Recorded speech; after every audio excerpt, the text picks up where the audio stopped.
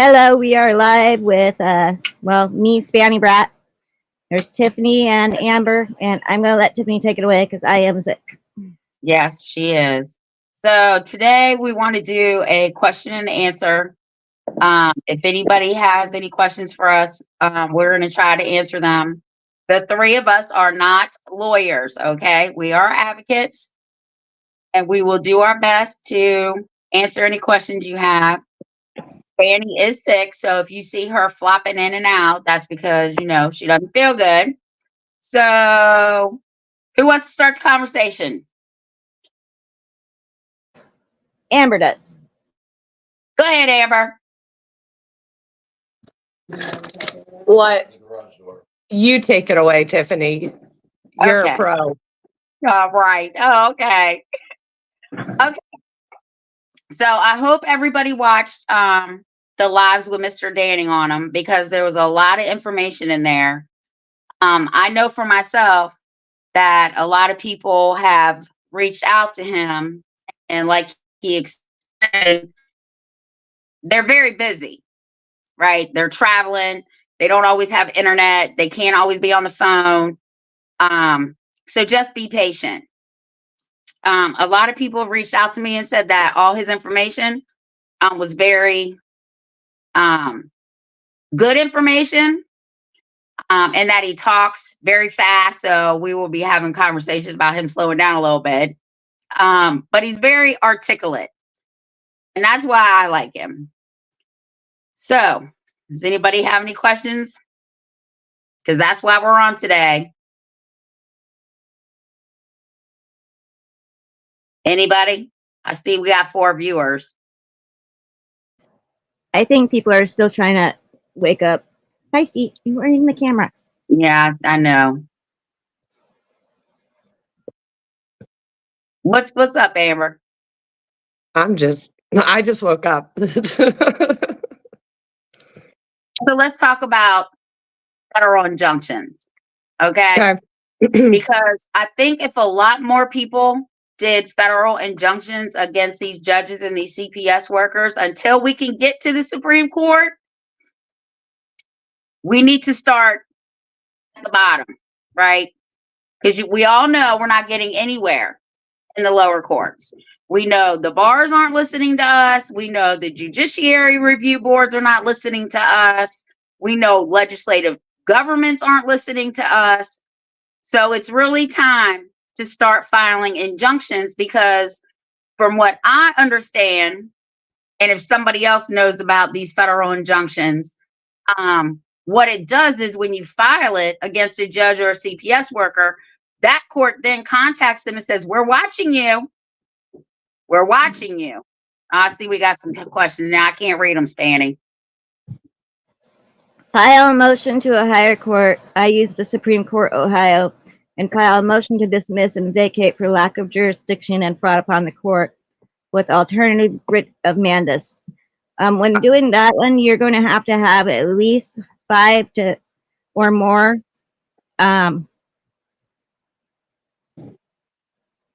errors in the files. Sorry. Also, I did that and it didn't work. And in 24 hours, they kicked it out completely in the state of North Carolina. The WIT. So I did exactly what she just suggested. It got absolutely nowhere. So, I mean, I filed in federal district. That was another place. And so the injunction thing is something that I think a lot of people need to know. I did the quo warrantor as well for the judges. Explain what that is, Amber. It's basically, excuse me, it's basically holding the judges accountable. It's basically stating that they took their office, they took an oath, they broke it, and now they basically go to jail. And when they don't respond in 10 days, they are accountable for a default judgment. So then it's going back and filing those. I think a lot of the stuff with CPS, to be honest with you, just because I've lived it, and I think a lot of people have lived this. Barb, the person that you need to get a hold of, her name is Mary Love, and you can find her in the USA Family Courts class action group. And she Okay. already knows you're going to be looking her up because I already let her know. And who's that for, Spanny? That's Barb Z. She's the one that had the disability child supports being taken out of. Okay. I've seen them do it too with the veteran disabilities as well, which is not legal. So, So we need to get with Kimberly Williams too and Amber, and figure out how to do these. What is it called again? which part? The default judgment or the court Yeah. warranters? Yeah, we need to. I guess we should have a whole session on how to do federal injunctions and what you just said. Yeah, because the other thing that I attempted to try in my case, which did not work, was a regulatory letter. And I know I'm not saying it right. I tried the ICWA notice forms, didn't work. I've tried the writ of mandamus, and I don't say that right either. But anywho, I've tried a lot of different things that people suggested. And so far, I still hit the wall, And so where Tanaway was saying go from the top down, there's a lot of things that it's hard to not go from the top down, because when you go to your state Supreme Court and you say, here's all these crimes that were committed in this state, you have a duty as a Supreme Court justice in your state to investigate it. And when you get a writ of mandamus back that states denied, and they didn't investigate the crimes. Barb, look me up on Facebook. I'll get you guys attached or connected to each other. And not only did they not investigate the crimes, they didn't do their due diligence or do their duty under oath to even have enough time to look at the case. They just shut them down. And that's actually happening a lot down in the Southeast. I know a lot of cases out of North Carolina, Virginia, South Carolina, Georgia, and all of them that are following that trend. And Ohio is becoming notorious for that too. So it's, you go to the top, and that's not the top. They need to come down from the Supreme Court of DC and void a lot of these orders. It's just a process. Hey, Branya, I sent you a link so you can jump on, because that needs to be talked about. But like I said, before we can get to the top, right, we all have to continue advocating in the lower courts, right? Because that's all we have. They don't want to hear us. They don't like us. But that's not our problem. That's their problem. So that's why I've told people, file a federal injunction. And now that I know about your quasi, whatever it's called, that's just another tool that we can use. Well, I mean, this is mine for the Eastern District of Virginia default judgment. I got yours. I'll have to read it. I have it sitting, but you know my situation. But I mean, for me, I went to federal. Now, I originally started in the Supreme Court. I did exactly what you're supposed to do. I went to DC. They wrote me a letter back and said, no, you need to file in the federal district courts because there's the Judiciary Act of 1789. And on top of that, when you do that, I went to all the states that applicably affected my case.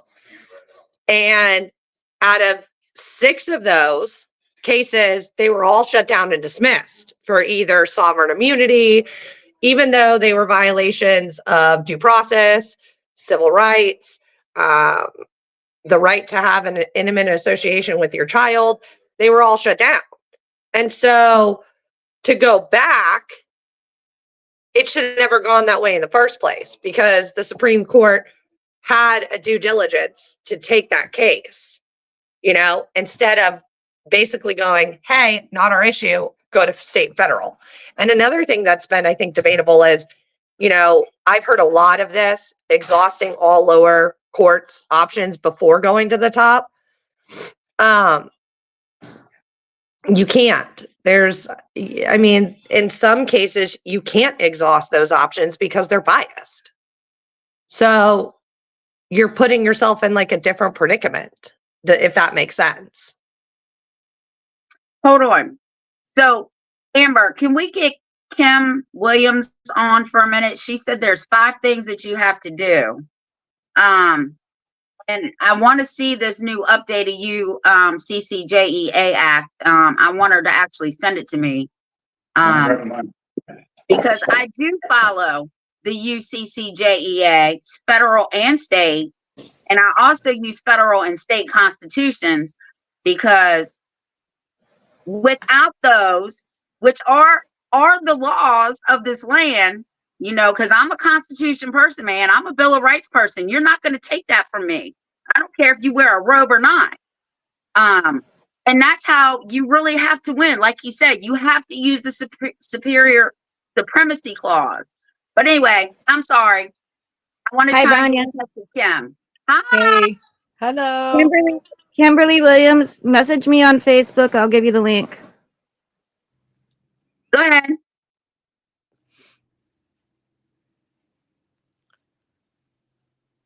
I mean, Vanya, go ahead and explain what you're telling me. Sorry, my mic is muted. I muted myself. Hold on. Let me see if I can pull it up. Just this last week, I've had 2 new mothers that are patients of mine that have went to the hospital in the MAT program on Suboxone, and the hospitals have called CPS to open up a case because they've been clean for years. Like the one mother, I said, is that even legal for them to do that? And they've actually came to their house after they had the baby, and CPS did, but they didn't know their rights. So I explained their rights to them, but it was already opened and started. And I think that's really shady. I don't know how often it's happening, but twice this week I've heard of 2 mothers going in, and they have the CPS investigation on them. Are the kids coming up with drugs in their system?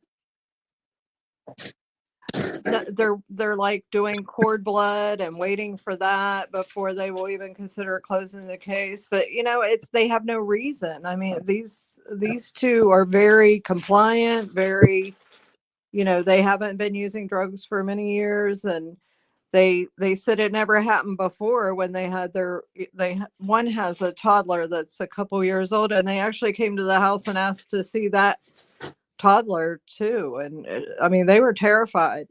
She said, I don't know why this is happening, but when she asked, they said that was their policy. We do not have to follow policies, people. We don't work for the state. Policy, statutes, codes, rules, and regulations are not for us. We are not government employees. Okay? Exactly. The Supreme Court of the United States has already said those are not laws. Even if they look like laws, they are not laws. Yes. The other thing I want to throw in really quick, and I said it earlier about exhausting all jurisdiction, and I couldn't think of the case, so I had to pull it up, but it's Norton versus Shelby. It states that if you can't get a fair trial in the lower courts, you've exhausted all options, you go to the top. Put that case on here. See if you can put it in the chats or whatever, in the what I'm saying. Ronnie, did you tell them what their rights were? Yes, I told them they didn't even need to talk to them. They had the right to, but they didn't know. So now this, for both, the CPS case is open. And when you go to do that, make sure you post at comments, not private chat. Got it.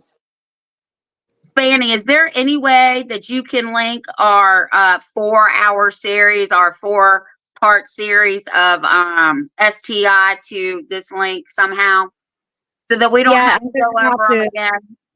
Yeah, I'll have to do it when we get offline, but I'll do it.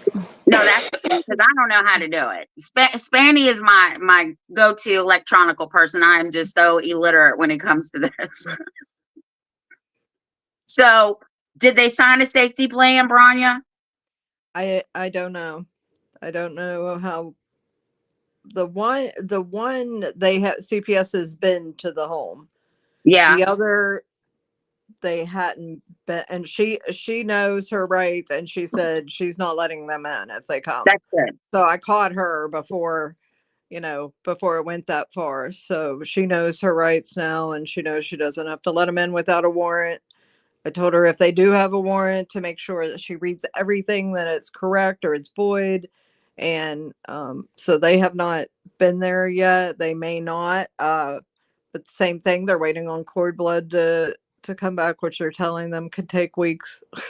So they're And both terrified of losing their children just because they're in a rehab program. From what I can tell, there's no other factors. there's some cases in the 154 cases. I don't have it down here with me. Excuse me. But the Supreme Court has already said it doesn't matter if a parent is a drug user. Yes, It does not put any harm on the child, that you then look at the Yes. parent's behavior and not the welfare of the child. Yes, and there has to be a safety concern, and that's not a safety. I mean, I've read that too, and that's what I've been telling them. It doesn't make you a bad parent, even if you were. uh, they're not, because we do drug testing very frequently on them, and they're both clean. I mean, and that's what, it's just so sad that, I mean, they're terrified. They have a new baby and afraid that they're gonna take their child, which they will try any Well, way they yeah, can. they will, because here in Virginia, okay, so there was 4 different stories, okay?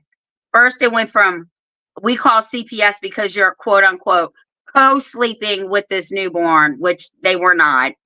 Then it went to, well, you're on Suboxone without a prescription. Well, she had the prescription.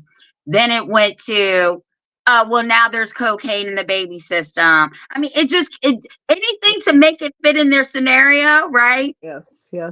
And I got that baby out of foster care. That baby went into foster care from the hospital. That following Monday, that was on a Friday, that baby was back with grandma. Good. Because that's ridiculous. It's Yeah. ridiculous.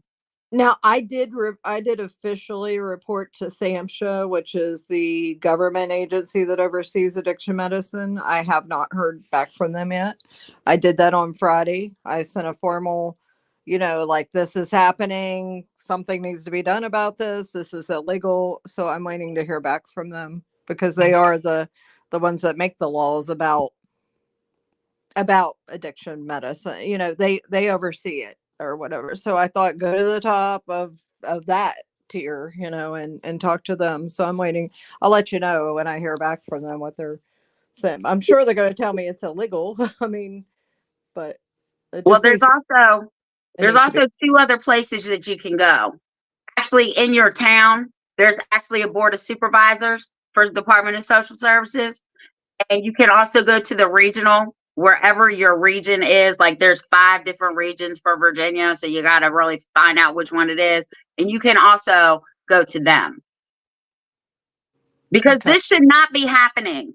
No, it's not right. On all levels, it's not right. But But it's a child trafficking thing, I mean, it's legal child trafficking, and they're trying to harvest as many children as they can, and it's sad. It's so sad. especially now that Roe v. Wade's been overturned. All they Mhm. did when they overturned that was free for all for CPS to go in and start snatching babies from hospitals. That's all they did. That's I all they know. did. Yeah. Yeah. Well, I'm Well, gonna we'll work on help it you as on my much end. as we can. Yeah, I'm gonna work on it on my end to do everything I can do to stop it or change it. I'm And gonna what state are you in? I'm in Florida, but I only see West Virginia patients because that's where my license is. So all the patients that I'm talking about are from West Virginia. No, that's fine. So at West Virginia, There you go. They already hate Spanny. This is the next person they're going to hate. Well, There you go, Kimber. Get Yes, me in. I'm ready. oh sorry, yeah, don't mind the background monster. Yes, Kimberly, you can come back on. I'll send you a message when you get back. What happened? Was she trying to get on? She is not home, but when she gets back to the house, she'll message me. Okay, what are some of these comments? Amber, did you have anything to add?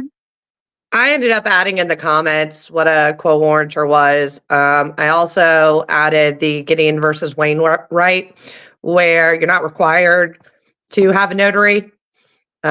Basically, when you sign your documents, you are swearing that all documents are true and in full force. And because of that case, you're not required to have a notary. I also added some of the other things like Norton versus Shelby down there, because I think a lot of the people in the CPS system can state that they've exhausted all options at some point, because, you know, these lower courts, in my opinion, are kind of all in bed together. They are. I don't know if you have noticed it, but a lot of these agencies know somebody who knows somebody else. So it's like when you have a parent that walks into this courtroom and they're defending themselves, you're basically going up against a hideous beast, and you're going to lose one way or another. And here's the other thing, and this is something that I think Tanaway has really kind of drilled into my head that I didn't really understand for the longest time, is when a state is named a party in a case, they cannot hear the case. So the judge took an oath for the state. These attorneys work for the state. These indigenous attorneys work for the state. These CPS workers work for the state. It's a violation of the Constitution. In Article 3, Section 2, you have several of them. So it's like, that's a big thing that I don't think anybody is really talking about, especially from a public standpoint, is, okay, guys, yeah, CPS is there to protect the best interest and well-being of a child. There are certain circumstances that sometimes they do have to be involved for the correct reasons. But when they're preying on everybody else and they're not following the Safe Family Preservation Act and they're not following all these other federal acts, how do you bring it to light? Because I guarantee you, you're not going to see any news media go, hey, CPS is violating the Constitution and X, Y, and Z. But all of these cases are all void. Like they can't be doing this. So it's like, how many mothers and fathers across this country right now don't have their kids, have been accused of crimes that aren't even applicable, you know, having reputations ruined. And then let's even talk about the kids, because mental health in the big scheme of things, nobody's really talking about that either. You know, it is beyond detrimental to a child to be removed from one party to another. And in a lot of these cases, there are active protective orders. I have seen those be weaponized against a party. You know, if you don't sign this safety plan, then I'm going to take your kid. Or if you don't pull a DVPO against somebody who may be suffering from PTSD or something else, I'm going to do this. And so there's a lot of coercion. There's a lot of blackmail. And I think to like cut through the bullshit, you know, a lot of people need to be talking about the right shit. You know, they need to be talking that, okay, you know, I forget who it was that we were all talking to last week. You walk into this courtroom, this judge can't even represent it, and you call these judges out. I mean, you got to fight it from the top down, but at the same point, why is nobody sitting there writing a petition going, this is the state, this is the court, this is the county, these are the judges, these are the CPS county workers? Because I think it would be quite interesting to kind of create a spreadsheet of all of these across the country. And I don't want like kids' names clearly, or I want how many kids are affected, what judge, what county, what CPS county, because then you can call them out on kind of a report card kind of thing. And one of the things that a lot of people don't know right now, because we have been so busy traveling, is we're working on a 1-800 number. You know, there's two of them. And one of them is 1-800-911 parent. And we want to be able to utilize these hotlines to where when these parents are in these situations, you can call in and say, I have this problem, this problem, this problem. And the other one's tying into the makeup company that we've all been getting ready to launch, because we want it on the side of the boxes with the kids' stories or the parents' stories that are going on. So I would like to see people talking too about the actual constitutional violations that these courts are doing, because when you have your head in the weeds of everything that they're doing, and I can say this because I've lived it, all you think about is like the right then, right now. How do I get out of here? How do I get my kids back? How do I have my voice heard? And at the end of the day, in order to have your voice heard, you have a million people telling you to go this way, and this way. But if that was the case, not every way works every time. And I think it'd be important and it kind of cool to say, for example, and I'll use mine, Currituck County, this law enforcement officer, this judge, this here. And then to publicize that, I think it would bring awareness, at a very different level where you're not actually like poking. You're kind of saying, hey, America, we have all of these kids and, we've got 40% out of this one county, Spanny, West Virginia, we talk about it, but I think it would put a lot of people on notice, and I don't think they would expect it, if that makes sense. Yeah, West Virginia is my problem child, Ron. You can tell you that. Yeah, I've been dealing with this for Is what, it 3 years? 4 3 years? now? Over 3 I think years. it was 2020, 40 or so, 4 years now. Yeah, I haven't seen my granddaughter, and I know it's been at least 3 years. So, and she was very attached to us. Yeah, I did your story in 2020 in December, so it's been and 4. they never gave us a reason. They actually put her with a single male that was affiliated with the other grandfather, and we were threatened and everything else not to intervene. And the judge The told us other that they couldn't use grandfather's, anything like more than 2 years against. I mean, Mom has a long history of violence, and pleaded she's guilty the to main child reason. abuse. We had a Huh? video. We had a video of the attack on the children at our house. She never spent any jail time. She has the kids. It's just, I can't wrap my mind around it to this day. What went wrong? I mean, So Granya's the main reason we're doing that other part of Fighter Cries as security. yeah, That completely makes utter sense. I do see a question down at the bottom, and I think everybody is probably going to have a different opinion here. Maybe it's just me, but ADA representatives, Yes. I don't think they're worth it. I don't think they're worth it, because if you put in your ADA accommodations to a court, they're required to follow all of them. It's actually in that as well. They don't do that.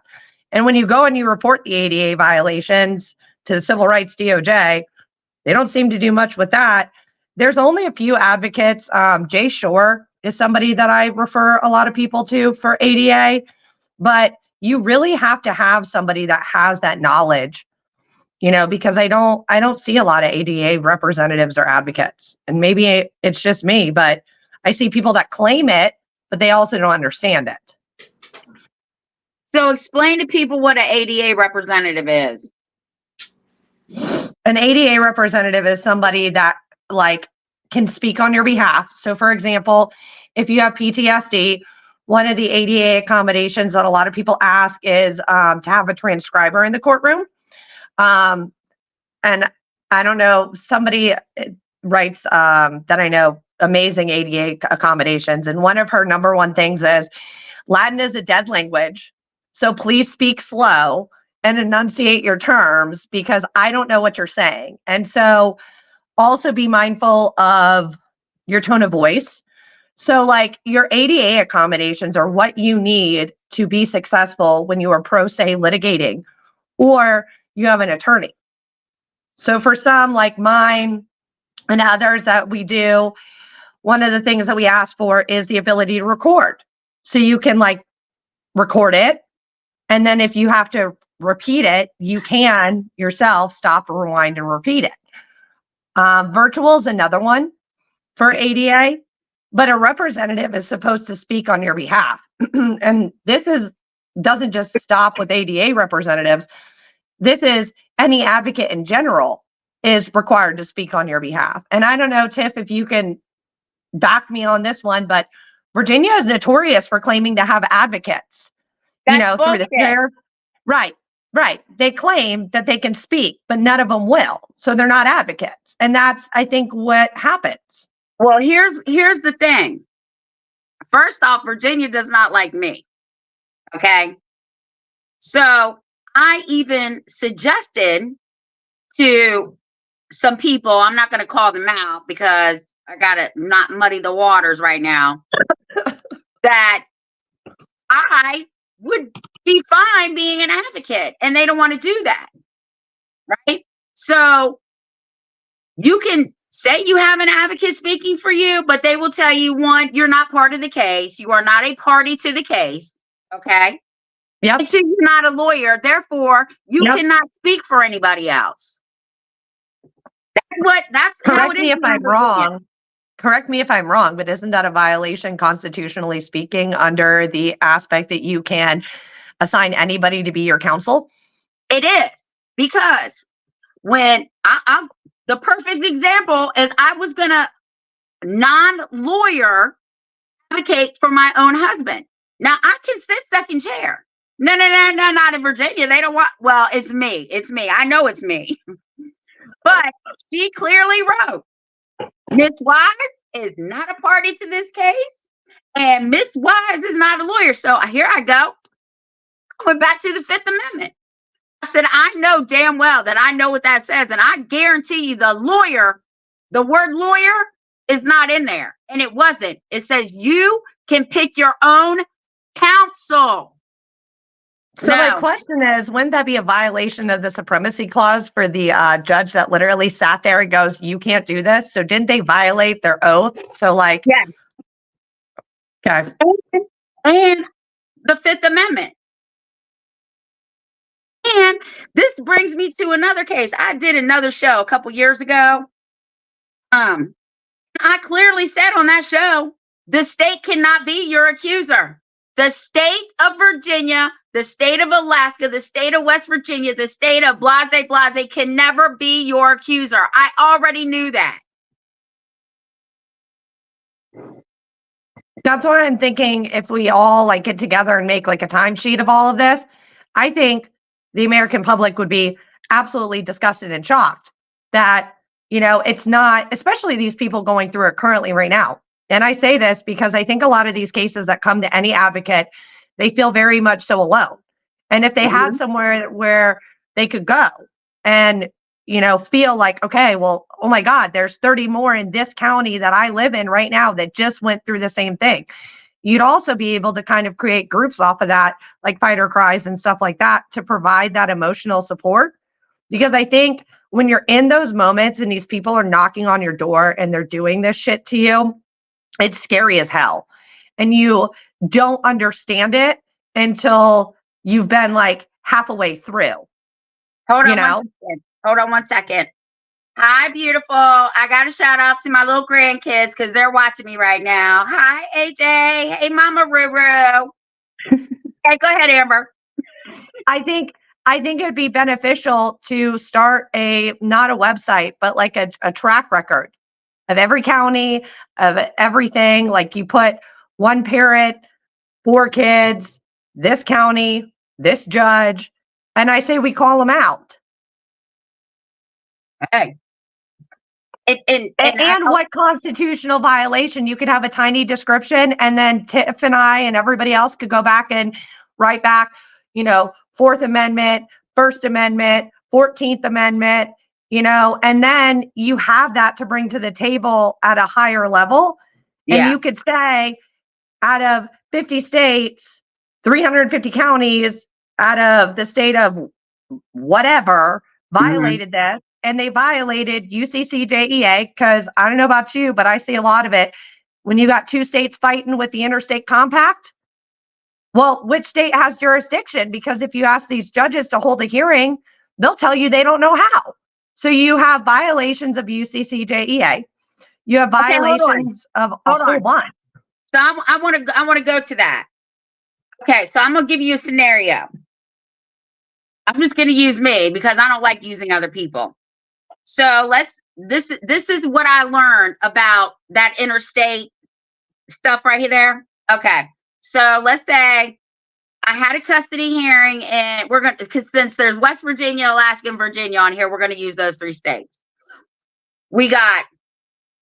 I lived in Alaska. My custody hearing was in Alaska with the father, right?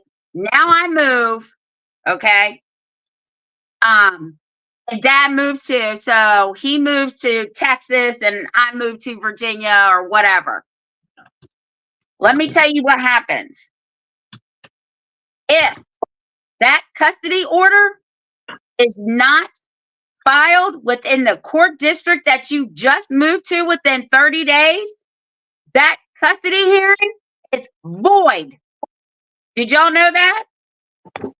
But did you also know too that when an abusive act happens in one of the states, what 9 out of 10 times happens is they claim UCC is where the kid resides? No, it's actually where the action occurred.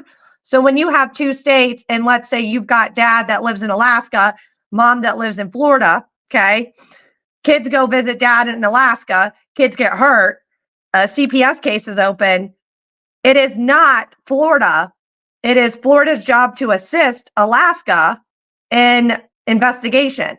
And so that's the thing too, is they're taking it where the kids reside, not where the actions occur. The other issue is with UCCJEA is you have to have your domestic violence protective orders actually filed in the other state, because when you have interstate acts that occur, they like to argue about federal laws of violations of interstate, and so Well, since when do they care about federal violations when they don't care about your rights, right? I mean, right, does that that's the make sense? point. Makes sense, Amber. That's the point, and that's the sad thing. And then you have all of this where we're at today, because they need to start following these things, and they're not. And by the way, if you look in a legal book or a paralegal book and the word ex parte comes up, you will clearly see that they are unethical. Mm-hmm. But judges still do it. So that's another violation of somebody's 14th Amendment right to due process, 6th Amendment right to face their accuser. Anyway, I would like to know how to get the UCCJEA hearings that you were required to have, because every time I've asked somebody, they won't tell you, because you've got custody in some states where everything's figured out. It's not registered in another state, but that other state tries to take custody of those kids. They can't. No, they can't. So then you have that state making new custody orders and new things, and that's illegal and void on itself. And so why, when you ask these attorneys who go to school for 8 years, okay, and I can joke about this because I wanted to be at one point, I've learned my lesson. Why do you ask them, how do I have a UCCJEA hearing? Like, how do I determine which state actually has care and custody of my custodial order?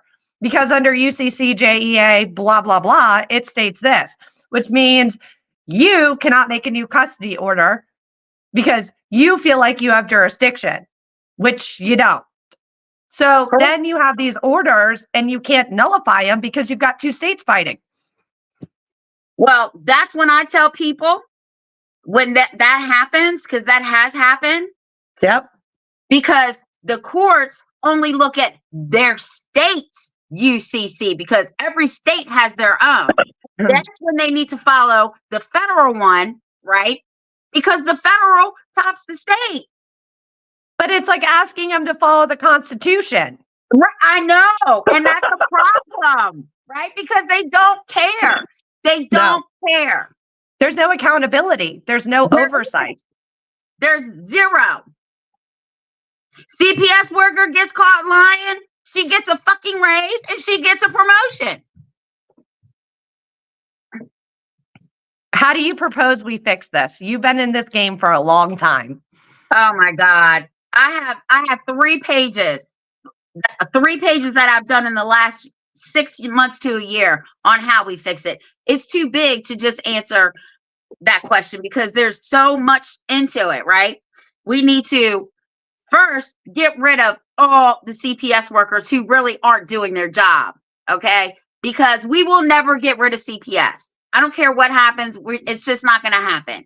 Because in all honesty, there are children who are being abused. Okay, it's just a fact. But if you look at the national average of children who are really being abused sexually and physically, it's 5%. 5. It's not this big whole number that everybody in the United States has been brainwashed to believe. 85% of calls are bogus.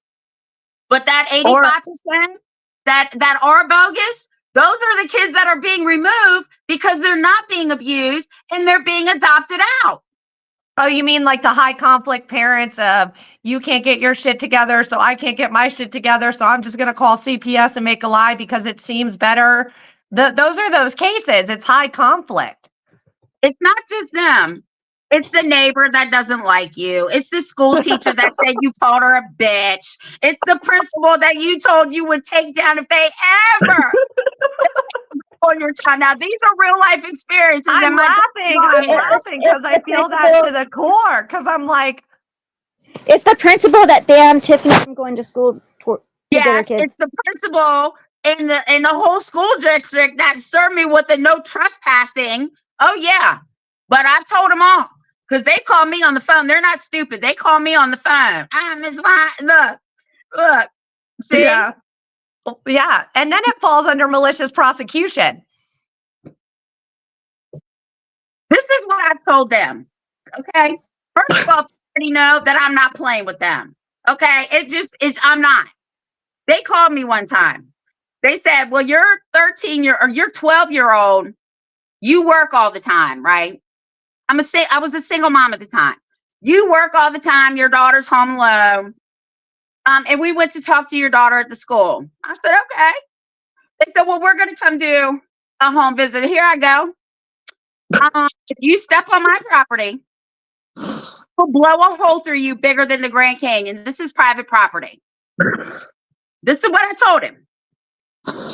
You can give me $1,600 a month for my mortgage payment and all my bills. She's a big girl. She likes to eat. So you're going to give me about $400 or $500 a month of food stamps. And I will sit at home and I will babysit my 12-year-old who's going to be 13 next week. So until you do that, you need to leave me alone. Never heard back from nobody. Shoot, my dad started leaving me home alone at 10. My daughter who's on here, when she had her CPS case, when they came here, they were looking for her, but they got me. Oh my, were they surprised? Yeah. Yeah. And if you go back to my channel and you watch all the police videos, you will see me in my nightgown marching 12 police officers and a CPS worker off my property. And I was holding up the constitutional right to be a parent. And I told them they all needed a lesson in the Constitution. And we won. We won in court and we won administratively. She's on here.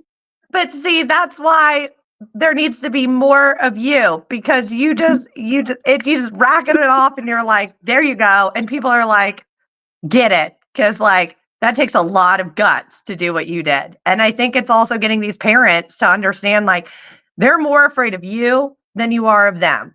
And so in a lot of these cases, people don't want to speak up because they're lawful citizens. They've never done anything in their entire life. And here in a matter of an instant, here's their life being flipped upside down. And it's scary because they have these shitty ass attorneys, excuse my language, that are telling them, just cooperate, just do this. And you're like, you just want to scream because they're misguiding you, and everything that they're telling you to do, you've got to do the opposite. But then when you do the opposite, they get mad. Look here. They all drink from the same water cooler. They know your case before you even walk in that courtroom. They've already made up their mind. It doesn't matter. Yep. You can come in with Jesus Christ hanging on your shoulder as a witness, and they would say you're still not a good parent. It doesn't matter. Your mom is a badass. She's awesome. She knows. She knows. This girl, let me tell you something. I've taken on school boards. I've taken on police departments, judges, cops. It doesn't matter.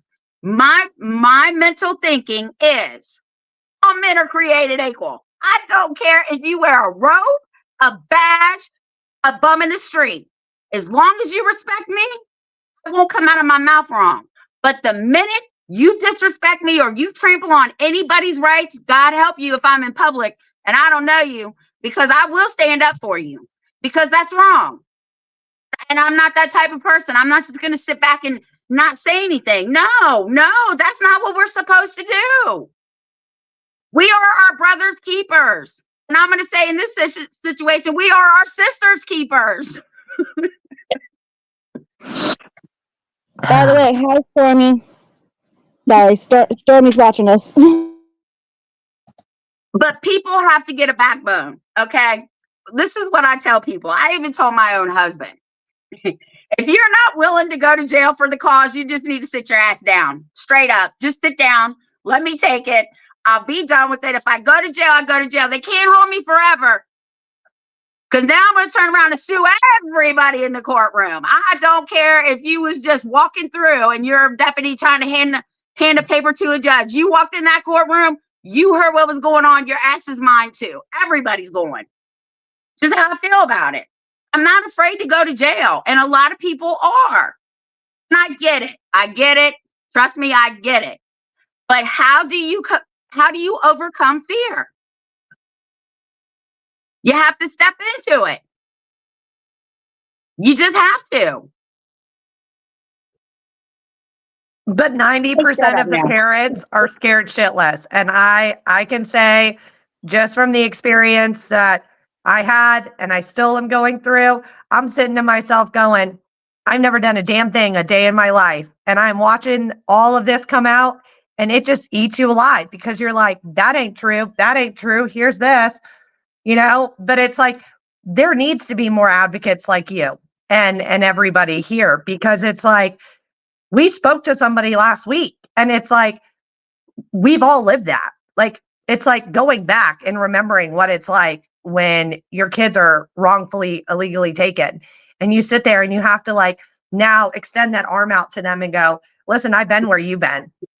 And I know it's scary as shit, but we're all going to get through it, Mary, There Tiffany actually works with me a lot in Preston County. Well, if Judge God, Schaefer if he doesn't like Spanny, if I go in person, I'm gonna be in jail, because I'm gonna tell you, no, not this person's right. You're not. Yeah, I can't set a foot in West Virginia due to Schaefer, but we still help you guys. What is this dude's deal? Like, I keep hearing his name. He is the top. Yeah, he's the top child trafficker judge in West Virginia. And he doesn't like me at all, because I've taught a lot of parents their federal laws.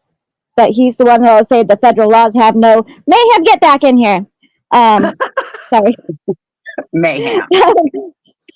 He'll tell you that the federal laws have no place in his courtroom, which is very, very illegal, and we all know it.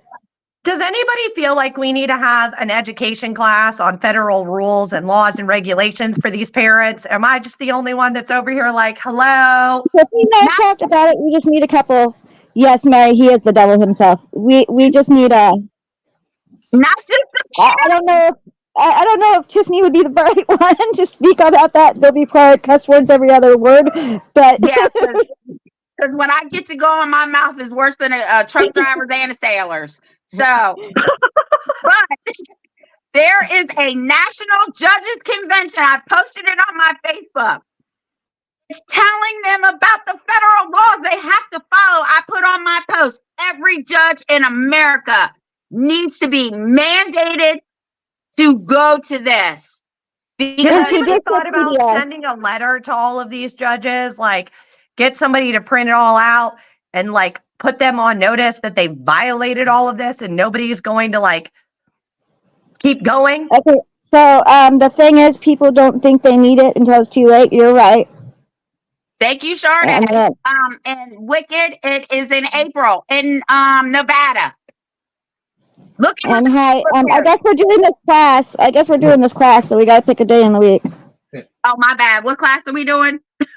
We're going to have a federal laws class because we need to have a constitution class and we need to break it down Barney style.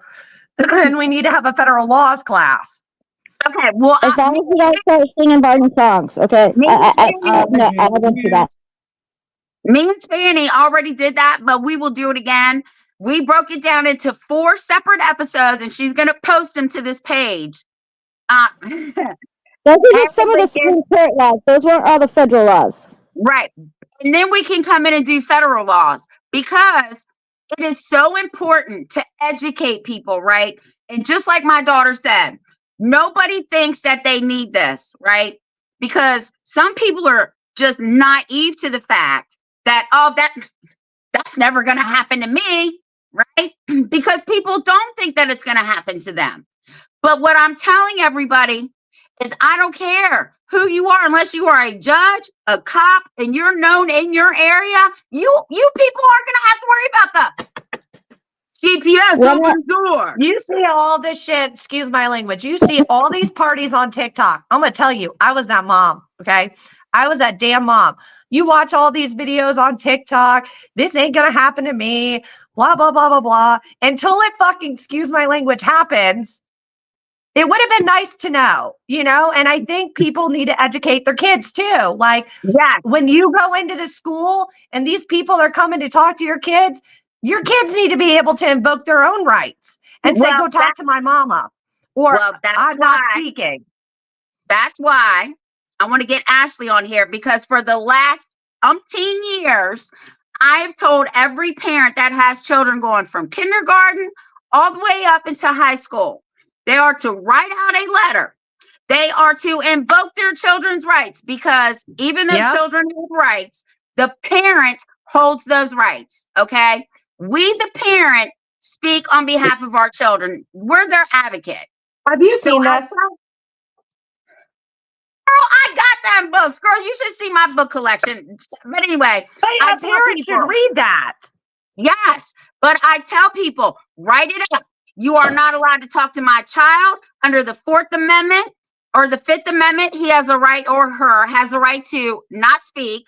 The 4th Amendment right says that we have a right to privacy. And unless my child has an advocate, or myself, or my spouse, or my whoever, grandmother, whatever, nobody from the principal to CPS to the police, the guidance counselor, nobody is to talk to my child. I even go as far as telling them, get it notarized, send it to the governor, the Department of Education, the school board, the principal, and send it with your kid. Well, you know, that's what happened in my other son's case, which I sent to Tanawa, but they actually handcuffed him, the state police of West Virginia, handcuffed him to his car and went in the house and interviewed and interrogated the kids without his permission. And they're underage. They're 15 and 17. I remember doing that show with you. And the reason he let them in, they had no warrant, still have not seen a warrant. We got the discovery packet and everything. It's gotten a lot worse, They Tiffany. would take his kids if he didn't let them in. And that's all on body cam too. So, and it's just crazy, the whole case. But we feel like it was retaliation because I've been fighting what I've been fighting with my other son's daughter, with my granddaughter. And it just kept getting worse and worse. I mean, and we do feel like it's retaliation. They tried to take all my grandkids then. But thank goodness for Spanny, because Spanny told us what to do. he did not let CPS in when they came. And the kicker is the state police didn't even call CPS at that time and did not arrest him that day. Like 2 months later, when they dropped some of the charges in the discovery packet and in the CPS report, the state police called CPS when he left the courtroom. He was pissed, excuse my language, because Okay. they dropped some of the charges because they were unlawful. And then he called CPS. And thank goodness that time we got a good CPS worker. And she said, this doesn't seem right. There's something not right about this. He had the obligation, if he felt like your kids were unsafe, to do that within 24 hours. And he waited 2 months later. So we Yep. have all that evidence, but we're just And from that's what. for the affidavit. I know you guys are backed up, but I did send Oh it. no, that's okay. But I haven't sent mine about our granddaughter being removed unlawful. I need to do that. So I know he was wanting to do the criminal. I will post my email from everything in the bottom too. And then that way you can send it, because we're like tag teaming all of it and it's like an influx. So what we're trying to do right now is get the system up to where we can kind of make it all digital, send them and have you sign it digitally, because it's so big of how many people have reached out. A lot of the cases that we are seeing are CPS. We're also seeing wrongful adoptions in the misuse of interstate compact. We're also seeing where parents are getting charged with crimes before, and CPS is then following up after. Thank you. Because that's the issue, is they're targeting. And the thing is, every case is important, every voice is important, every story is important. But the craziest thing to me is how similar so many of these stories are. It's a pattern. It is. Yeah. Yeah. Yes. I'm a pattern person, right? That's how I knew when my daughter's on here, like they threatened to put out an Amber Alert. So what did I do? I called the sheriff. I said, look here, man. I promise you, and I guarantee you won't put an Amber Alert out. No, and I've got a case where they've gone and taken kids who are POA'd to a biological parent, and they've taken them 7 states across. Or, you've got wrongful adoptions and they don't acknowledge it. And the thing is, at the end of the day, everything that's happening is void. And it's like, you go and ask for a void judgment. You go, let's say, to the highest court in your state, okay? Under a writ of mandamus is what everybody says. It's actually a writ of assumpsit. And a lot of people need to do habeas corpuses too. It ain't about being in jail. Like, there's a habeas corpus for your kid. And it's like, you go and you say, Your Honor. I don't even want to say that because they're not above. And I don't know how to say it politically correct, but it's like, I need you to fix this. It's void. And you can have all the proof in the world, like Exhibit A or Exhibit B, and it's dead clear to rights to them that it's a void case. They don't want to void it because they don't want to be meddled in the mix. But what they fail to realize is, when they don't do their job and they don't hold their duty under oath, then they just called themselves, you just threw yourself worse in the mud. Like, you could have just fixed it. Like, you could have just fixed these families and brought them back to where they needed to be. But they don't. I just got asked in one of the groups that I'm on Facebook if I wanted to be a foster parent. There's my giggle for the day. What is it? They asked her if she wanted to be a foster parent. One of the groups I'm in Facebook, because I said not every foster parent is bad, and they come back with, if you'd like to be a foster parent, please PM me. And I'm like, no, obviously you did not look up my name. I know, that kills me, because they wouldn't have a shortage of foster parents if they would do the right thing. I mean, if they only took the kids that were in danger and that needed they wouldn't have a shortage. But they're always advertising that they don't have enough foster parents, and it just kills me. I used to. Nobody talks about the kickbacks of how much money they make for every single kid that they take, and then how much money they even make even more when they illegally put them over another state under the interstate compact. So now you got federal 4D, 4E funding being misallocated, which is all RICO, but nobody wants to talk about it. Yeah, that just for them taking that foster parent or that foster child and putting them with a foster parent, they get a $600 bonus. Now you times that by like 7 kids that some people have. There's your income. How many? I think some of the states are 5,000 for the interstate compact moving them too. Why isn't that criminals? Go ahead. It's sad to me. Oh, I'm sorry. That like you can move a kid and you get paid $5,000. Well, you're misallocating federal funds. Those funds are for the families that actually need it. Yes. As a social worker, you're required to provide services, not use DSM-5 mental health diagnoses, because you just committed a federal felony. You're not a doctor. Not all of them. Now, my daughter was in foster care, and she just put foster parents are the worst. It depends on the foster parent. It really does. It's just like, because I know a couple really good foster parents up here, and I know a couple of them across the states. I just don't talk about it because everybody's just like, oh my God, they're foster parents. They're trafficking that child. It's like, well, not all of them do that. Some of them just take that child in and they want to give the kids back to their parents. They want to do the right thing. Yep. But CPS does not let them do the right thing. There's a difference. And I'm not saying 90% of the foster parents really are bad. I will admit, okay? But that other 10%, they don't like the way the CPS runs. They don't like the system. They don't even get funding half the time on time. It usually takes 6 months to a year before they even get that first paycheck for that foster child. This is disgusting what I just found. What? I went to the 4D funding grants states for AIDS on Social Security Administration Act. And when you scroll down under Part B, Subpart 1, Stephanie Tubbs Jones Child Welfare Services Program, Section 424, it talks about the payments to the states. Put it up. If you can get it on there, put it up. I'm going to post the link to this, but it's disturbing and disgusting because it states that from the sums appropriated therefore and the allotment under this subpart, subject to the conditions set forth, the Secretary of the state shall from time to time, or the Secretary of Social Security from time to time shall pay to each state a plan developed in accordance with Section 422, an amount equal to 75% of the total sum expended under this plan.